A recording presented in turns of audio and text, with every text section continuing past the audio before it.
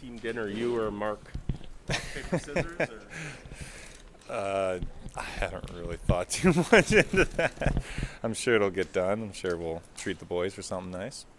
How much did you guys chat amongst yourselves? 'Cause, I mean, we look at the identical numbers and the co-press conference. How much discussion behind the scenes between you and Mark? Well, I'll tell you, the biggest discussions I have is with my wife, so I'd like to thank her for the countless hours. Andrea, thank you for the countless hours of just listening and hearing me try to prepare for the future and the hours that I put in and dealing with the kids. So thank you for that. But between Mark, I've seen him during the summer, so I've seen him a couple times, and we always pick each other's brains about what we think, where we're at, and what we think the future holds for us. So, I mean, there's definitely some good dialogue there. The fact that deals are in complete lockstep with each other, is that extra special to you that, to the penny and to the year and everything, that they're identical? Yeah, I think that's pretty rare that you get two guys that are linked like that, and I couldn't wish for a better player to be linked with, because like he was saying earlier, we're both pretty dialed, and he's a next level of dialing it in and really what a true pro is. So that we're with each other for the next 7 years, pushing each other and helping each other, and I think we're going to really set a good role model for the next generation coming up, and hopefully the fans can see that we care about being here and we love being here, and we're together on this. It was July 1st, and why not try it? I mean, you're asking a future question. Right now, let's enjoy the present. I think what was tempting is being around a fan base that loves us so much and cares so much about us, and an organization that believes in us so much. And I think that was really what you want to be around. It's what you want to surround yourself around. When you're putting that much hard work and when you care as much as you do, and you see everyone around you has that same feeling, and that's what you want to be part of, and that's how you win, and that's what you want to win for. How much did your teammates kind of in yours and Mark's ears to try to lobby, to try to convince you guys to stay long term? I don't think there was a lot of that. I think there is kind of an unwritten rule in the hockey world of letting guys, their business, figure itself out.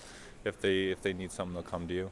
So I think it was more of, if someone says, hey, I'd love to have you around, that's as far as it goes. Or if you really pick someone's ear, then they give you everything that they've been thinking. But for the most part, it's let the business side handle itself and just make sure you're being the best player you possibly can be. A lot of people sometimes talk about how rebuilds and whatnot and moving pieces, but in the NHL it's hard to win. And how much of an advantage do you think you guys have, given that the same core has been together for such a long time? Yeah, we've been a good team. We are a good team.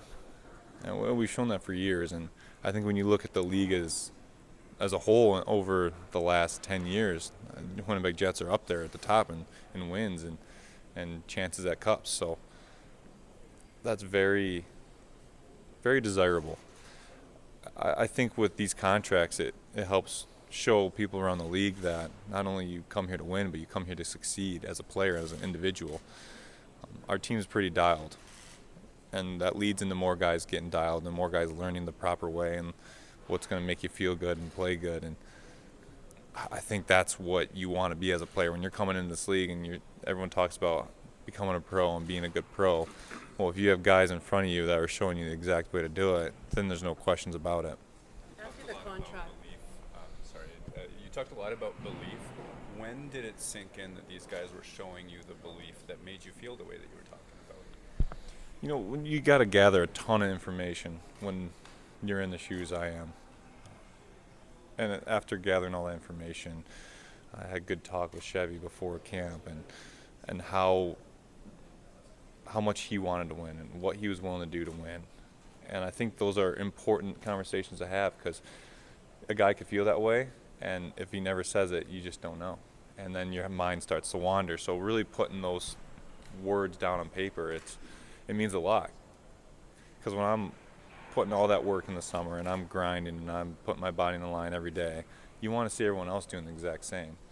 And it's not just in the locker room. It takes the whole organization to win a cup. And that's why they give away those Stanley Cup rings to everyone, because it does take everyone. It takes a whole organization, takes everyone off the ice, and the media and the medical staff. It takes everyone.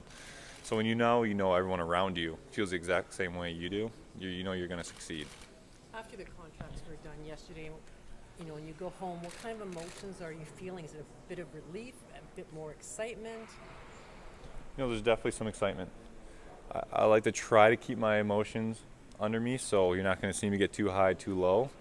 But like I said, there's times where you need to let those emotions out, and you need to get high, and you need to feel what it's like up there. So inside, I'm up there. I might not be showing it, but inside, I'm up there, and I'm enjoying this, and this is the start for an amazing next 8 years, but another 7 years on top of that to the career, and hopefully we can bring a cup home for the Winnipeg Jets.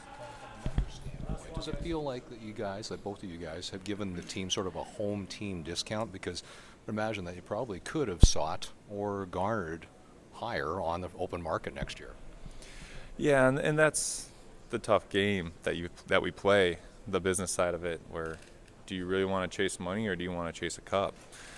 And you know, there's a lot of risks that go into playing a season and hitting the free market. You just never know what the cap's going to do. You never know what the needs are around the league, and that's where you just try to gather as much information as you can so you can make the best decision that you can. That being said, I think our contracts are good enough for us to keep a good team around us. That's probably a really good question to ask Chevy, and I encourage you to ask that, because that's going to be really projecting the future, and right now I'm kind of living in the moment and enjoying what we just did.